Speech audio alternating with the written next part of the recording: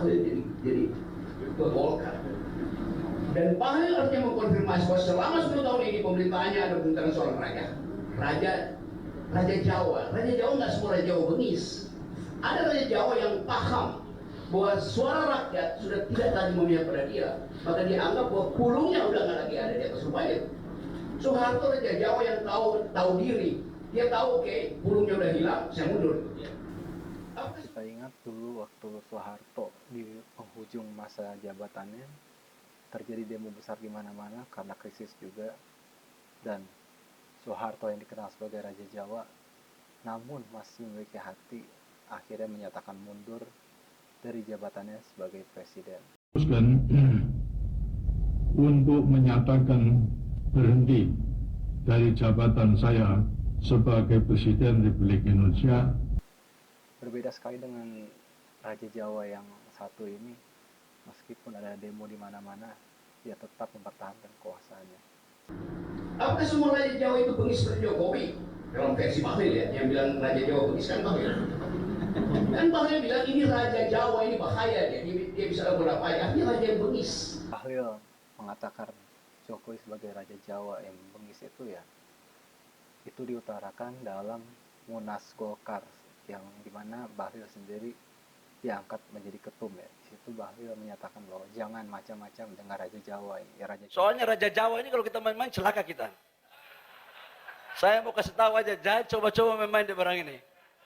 Ini, waduh, ngeri-ngeri sedap barang ini, saya kasih tahu. Udah, waduh ini. Dan sudah banyak kok, sudah lihat kan barang ini kan? Ya tidak perlu saya ungkapkan lah, tidak perlu. Apakah Sultan Hamengkubuwono IX bengis? Apakah Sultan Hamengkubuwono X bengis? Ini Bahlil nggak ngerti tentang etik kerajaan Jawa.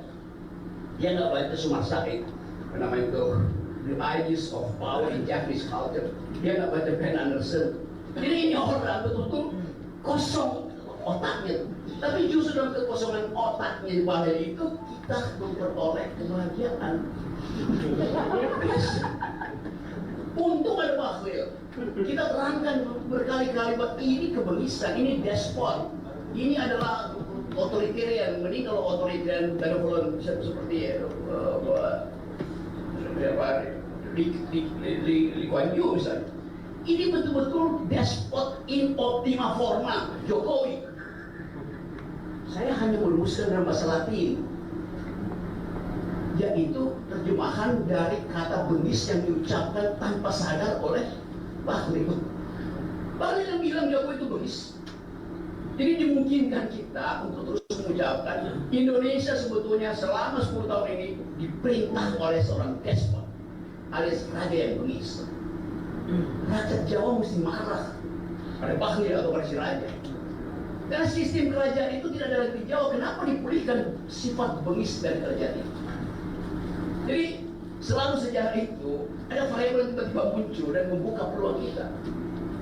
Itu menghasilkan kembali Indonesia berpikir, menghasilkan kembali imperatif demokrasi dalam kehidupan kita. Nah momentum itu udah ada sekarang, apapun yang akan dilakukan. Jadi udah pasti itu istana itu lagi cara bagaimana menahan demonstrasi hari ini dengan menunda keputusan di DPR. Buying time, ya oke, berapa lama dia kuat itu?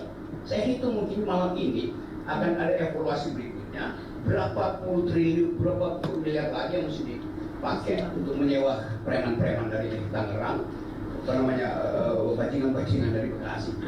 Tapi saya tahu bahwa itu benar-benar mereka, bajingan-bajingan yang paling buruk pun, preman yang paling seram pun tahu bahwa Jokowi itu sudah kelewatan dan mereka nggak boleh dibeli. Tahu apa saya? Bahkan mereka akan bergabung dengan mahasiswa. Itu yang kita sebut, this is the beginning of the end. Sudah bergerak menuju akhir. Jadi sekali lagi teman-teman, momentum ini tidak mungkin kita cegah lagi itu. Ya mungkin Bahlil ada konstipasi di depannya mencoba beli tabok ya. Antara lu ya. Apalagi teman-teman udah di Golkar. Oh itu udah jadi mati semua. Jadi kelihatannya itu yang terjadi. Tidak kita lihat basa-basi dari Dasko, menerangi keadaan kenapa nggak ada keputusan itu. Jadi tetap sejarah intact sekarang. Kemampuan kita untuk mengkonsolidasi masyarakat sipil adalah kesempatan terbaik negeri ini.